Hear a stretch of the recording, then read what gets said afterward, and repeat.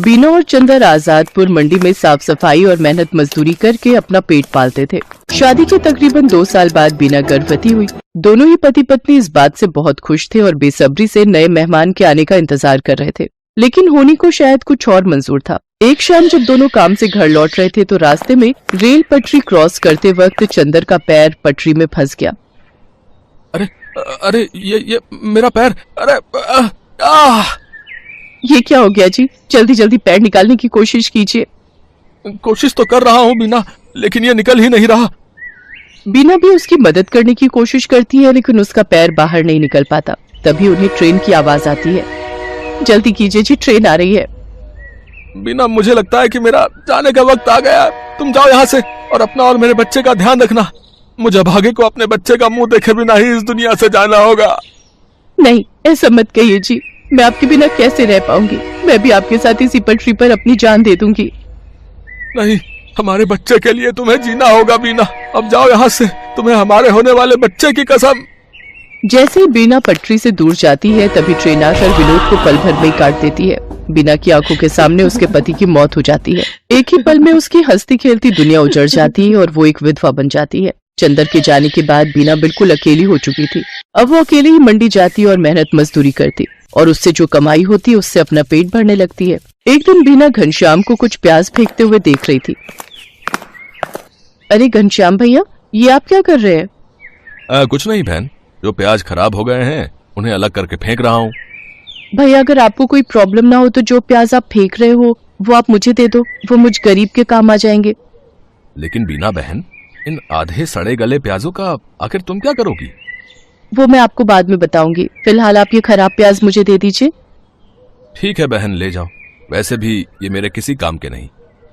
इसके बाद बीना उन खराब प्याजों को एक थैले में भर लेती है और शाम को अपने साथ घर ले आती है और उसमें से थोड़े ठीक प्याजों को अलग करके रख लेती है और जिनकी हालत ज्यादा ही खराब थी उन्हें अपने घर के बाहर बनी क्यारी में बो देती है। अगले दिन सुबह काम पर जाने से पहले बीना साफ छाटे हुए प्याजों को काटकर आटे में मिलाती है और साथ ही नमक, हरी मिर्च और अजवाइन डालकर उस आटे को गूंथ लेती है। खुद नाश्ता करके वो कुछ पराठे घनश्याम के लिए भी पैक करके ले जाती है। ये लो घनश्याम भैया, आपसे जो कल प्याज लेकर गई थी उनसे मैंने प्याज के पराठे बनाए हैं, जरा आप भी चख कर देखो। रोज दाल चावल खाकर आप बोर हो गए होंगे ना? बीना बहन, हम गरीबों के नसीब में तो दाल चावल और सूखी रोटी ही होती है, भला उससे भी क्या नाराज होना। अच्छा लाओ, तुम इतने प्यार से प्याज के पराठे बनाकर लाई हो तो खाकर देखता हूँ। घनश्याम को बीना के हाथ के बने प्याज के पराठे बहुत पसंद आते हैं। ऐसे ही कुछ समय बीत जाता है। बीना को अब 7वां महीना लग गया था, जिस वजह से वो मजदूरी नहीं कर पा रही थी, जिस वजह से उसके घर खाने पीने की तंगी हो गई थी। ऐसे ही एक रोज जब वो खाना बनाने जाती है तो देखती है कि राशन के सभी डिब्बे खाली हैं। हे भगवान, एक बार को मैं तो भूखी रह लूंगी, लेकिन मेरे अंदर पल रही ये नन्ही जान कैसे भूखी रहेगी? इस हालत में तो कोई मुझे काम भी नहीं दे रहा, अब क्या करूं? हाँ, याद आया, अपनी जमीन में थोड़े प्याज उगाए थे ना, क्यों ना उनको निकाल लूं, वो अब पूरी तरह पक गए होंगे। बीना उन प्याजों को निकालती है और पड़ोस से थोड़ा आटा उधार मांग कर ले आती है। उसके बाद स्वादिष्ट प्याज के पराठे बनाती है। उसके पराठों की खुशबू को सूंघते हुए उसकी पड़ोसन आरती वहाँ पहुँच जाती है। अरे वाह बीना, तेरे घर से तो बड़ी ही अच्छी खुशबू आ रही है। आखिर क्या बनाया है तूने? कुछ नहीं बहन, ये प्याज के पराठे बनाए हैं। लो, तुम भी खाकर बताओ कैसे बने हैं। वाह वाह वाह, क्या स्वाद है बीना तेरे हाथों में। अरे इतने अच्छे पराठे तो ढाबे वाला भी नहीं बना पाता। मैं तो कहती हूँ तू प्याज के पराठे का एक ठेला लगाकर बेच और पैसे कमा। जब ऊपर वाले ने तुझे इस हुनर से नवाजा है कि तू इतना अच्छा खाना बना लेती है तो इसका फायदा उठा। उसकी बात बीना को सही लगी और वो मदद के लिए घनश्याम के पास जाती है। घनश्याम के पास एक पुराना ठेला था जिस पर वो गलियों में जाकर प्याज बेचता था, लेकिन जब उसने मंडी में खुद की दुकान ले ली तब से वो ठेला बेकार ही खड़ा रहता था। घनश्याम वो ठेला बीना को देने के लिए तैयार हो जाता है। घनश्याम शाम को अपना पुराना ठेला लेकर बीना के घर पहुंचता है। ये लो बीना बहन, इसकी मरम्मत मैंने करवा दी है, अब तुम इसका इस्तेमाल कर सकती हो। आपका बहुत बहुत शुक्रिया घनश्याम भैया, आपका ये एहसान मैं कभी नहीं भूलूंगी। अगले दिन सुबह जल्दी उठकर बीना सारी तैयारी कर लेती है और मंडी में जाकर अपने प्याज के पराठों का ठेला लगा लेती है। लेकिन काफी देर तक जब कोई ग्राहक नहीं आता तो वो सोचती है, हे भगवान, दिन ढलने को आ गया लेकिन अभी तक एक भी ग्राहक नहीं आया। अगर ऐसे ही चलता रहा तो मैं अपने होने वाले बच्चे को क्या खिलाऊंगी? लगता है अब बिजनेस चलाने के लिए कोई तरकीब लगानी होगी। एक काम करती हूँ, कम दाम करके बेचती हूँ। एक बार मेरे पराठों का स्वाद सबकी जुबान पर चढ़ गया तो वो कहीं और जा ही नहीं पाएगा। इतना सोचकर बीना आधे दाम में प्याज के पराठे बेचने लगती है। कम दाम में बहुत सारे लोग बीना के पराठे खाने लगे। कुछ दिन बीना ने सबको कम दाम पर ही पराठे बेचे, लेकिन फिर जब उसके ग्राहक बढ़ गए तो उसने रेट बढ़ा दिए। लेकिन तब तक वो पूरी मंडी में प्याज के पराठों वाली के नाम से मशहूर हो चुकी थी। कुछ ही दिनों में उसकी अच्छी खासी कमाई होने लगी थी। वो भगवान के आगे हाथ जोड़कर बोलती है, हे भगवान, तेरी कृपा से और कुछ अच्छे लोगों की मदद से मेरा काम बहुत अच्छा चल पड़ा है और मैं अच्छी खासी कमाई कर लेती हूँ। बस मुझ पर ऐसी अपनी कृपा दृष्टि रखना ताकि मैं अपने बच्चे को एक अच्छी जिंदगी दे सकूं। कुछ ही दिनों में बीना खुद का ढाबा खोल लेती है। अब उसकी खूब अच्छी कमाई होने लगी थी। उसका काम और बढ़ गया था, इसलिए उसने अपनी मदद के लिए 2 लाचार औरतों को रख लिया था।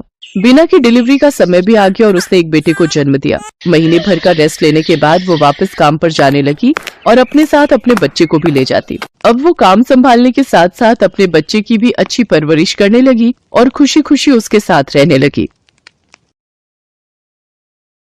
राधिका बच्चों को स्कूल से छुट्टी के वक्त घर लेकर आ रही थी, पर उसकी आंखों में आंसू थे। अब क्या करूं? बच्चों की फीस अगले 15 दिन तक नहीं भरी तो बच्चों का नाम स्कूल से काट देंगे। 6 महीने की फीस कहाँ से लाऊंगी? मुझे कुछ समझ नहीं आ रहा। मम्मी, बर्गर खाना है, बर्गर लेकर दो ना। मम्मी, मुझे भी बर्गर खाना है। भैया, बर्गर कितने का दिया? 10 रुपए का आलू टिक्की और पनीर लगाकर 15 रुपए का है। 10 रुपए वाले 2 दे दो भैया। ये बर्गर बनाना कितना आसान है, अगर इसमें सब्जियां अच्छी लगाकर दो तो। ये लो आपके बर्गर। मम्मी, मुझे पनीर वाला खाना था। भैया, ये लो 5 रुपए और पनीर लगा दो। बस इतना सा टुकड़ा पनीर का, इसके 5 रुपए। ऐसे तो तुम ग्राहकों को लूट रहे हो। बहन जी, 15 रुपए में अब इतना ही पनीर मिलेगा। हमें भी तो बचत करनी होती है। अगर एक ही बर्गर पर ढेर पनीर लगा दिया तो फिर हमने दुकान चला ली, और इतना ही कम लग रहा है तो खुद घर पर क्यों नहीं बना लेते बर्गर। बर्गर वाले की ये बात राधिका के मन में घर कर गई और उसके मन में विचार आया, अगर मैं बर्गर का काम खोल लूं तो मेरे पास भी इतने पैसे हो जाएंगे कि मैं भी घर के खर्चों में हरीश की मदद कर सकूंगी। और फिर बर्गर बनाना तो बहुत ही आसान है।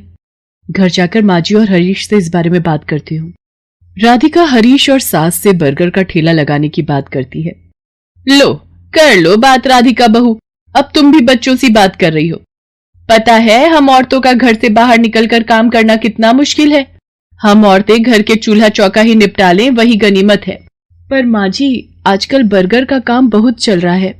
अगर मैं ये कर लूं तो इससे हरीश को भी पैसों में मदद मिलेगी। मुझे 15 दिन तक बच्चों की 6 महीने की फीस जमा करनी है। हरीश की सैलरी घर के किराए और खर्च में लग जाती है। दोनों मिलकर काम करेंगे तो घर खर्च में आसानी होगी। माँ, राधिका का मन है तो मुझे लगता है हमें राधिका को काम करने से नहीं रोकना चाहिए। अब तू भी इसका साथ दे रहा है? फालतू के पैसे खराब करेगी और हाथ कुछ नहीं आएगा, देख लेना। हरीश राधिका को 2000 रुपए देता है, पर उतने में तो बस थोड़ा ही सामान आ पाता है। राधिका परेशान हो जाती है। हरीश ने जो 2000 रुपए दिए थे वो तो कम पड़ गए। अभी तो ठेले वाले को एक दिन के 200 रुपए और गैस सिलेंडर आएगा 500 का। अभी और खर्चा करना बाकी है। मुझे कुछ काम उधार उठाकर करना होगा। बर्गर का ठेला लगाने के लिए राधिका को उधार में सामान लेना पड़ा। राधिका ने बर्गर का ठेला लगाना शुरू कर दिया, पर अभी नया नया काम था तो ग्राहक कम आ रहे थे। राधिका शाम के वक्त बर्गर का ठेला लगाती थी, पर जैसा उसने सोचा था वैसा बिल्कुल भी नहीं हुआ। मैंने सोचा था बर्गर बिक जाएंगे तो मेरी थोड़ी कमाई हो जाएगी, पर यहाँ पर तो एक भी बर्गर नहीं बिका। पता नहीं मेरी कमाई कैसे होगी। अगर कुछ दिन तक ऐसे ही चला तो माँ जी और हरीश मुझे इस काम के लिए मना कर देंगे। बहुत हिम्मत करके मैंने ये काम शुरू किया था। राधिका अभी ये सोच ही रही थी, तभी वहां एक गरीब औरत अपने 2 बच्चों के साथ आती है। दीदी, बहुत भूख लगी है, मेरे बच्चे 2 दिन से भूखे हैं। अरे, तुमने 2 दिन से कुछ नहीं खाया? रुको, मैं अभी तुम तीनों को एक एक बर्गर देती हूँ। शुक्रिया दीदी, आज तुमने हमारा पेट भरा है, और जो भूखों का पेट भरता है भगवान उसे कभी भूखा नहीं रहने देते। तुम्हें जब भी भूख लगे तुम मेरे ठेले पर बेझिझक आ जाया करो, और यहाँ पर तुम अपने बच्चों के साथ अपनी भूख मिटा सकती हो। वो गरीब औरत अपने बच्चों को लेकर खुशी खुशी वहां से चली जाती है। राधिका घर आ जाती है, पर उस दिन उसकी कमाई नहीं हुई थी। ये देखकर उसकी सास गुस्सा करने लगती है। लो, मैंने तो पहले ही मना किया था कि ये चोचले पालने की जरूरत नहीं है। पिछले 3 दिन से मुश्किल से 100 रुपए कमाकर घर आ रही है और सामान लगा लेती है 2 से 3 हजार रुपए का रोजाना का। अब रोटी सब्जी तो बनेगी नहीं, हम सब ये बर्गर खाकर पेट भर लेते हैं। क्यों, अब तो तू खुश है ना अपना नुकसान करके? माँ जी, मैं कोशिश कर रही हूँ ना, और मुझे विश्वास है एक दिन मुझे अपने काम में सफलता जरूर मिलेगी। राधिका अगले दिन ठेले वाले से ठेला किराए पर लेने के लिए जाती है तो वो उसे मना कर देता है। देखो बहन जी, मैं पिछले 4 दिन से तुम्हें उधार पर ठेला दे रहा हूँ, है 200 रुपए रोज का किराया है, बस आज के लिए और उधार दे रहा हूँ। अगर तुमने कल सुबह तक मेरे ठेले के किराए के 1000 रुपए नहीं दिए तो मैं किराए पर तुम्हें ठेला नहीं दूंगा। अब क्या करूं? हरीश से मांगूंगी तो वो मुझे इस काम को बंद करने के लिए कह देंगे, और माँ जी तो पहले ही मेरे काम के खिलाफ हैं। पर मुझे अपने बच्चों के लिए पैसे जोड़ने हैं। हे भगवान, मेरी मदद करो। राधिका भगवान से प्रार्थना करती है कि उसके ठेले पर ग्राहक आ जाए। तभी नमस्ते जी, मैं पीछे वाली गली में बर्गर की एक दुकान चलाता हूँ। यहाँ से गुजरते हुए 2 दिन पहले मैंने आपको ये बर्गर का ठेला लगाते हुए देखा था। मुझे 15 दिन पहले एक अनाथ आश्रम के लिए बर्गर का ऑर्डर मिला था, पर 10 दिन पहले एक हादसे में मेरी सीधे हाथ की हड्डी टूट गई, जिसके कारण मैंने अभी बर्गर बनाने का काम रोका हुआ है। पर मैं ऑर्डर के पैसे ले चुका था, इसलिए मैं वहां मना भी नहीं कर सकता। अगर आप उस ऑर्डर के बर्गर बना सकें तो मेरी बहुत मदद हो जाएगी।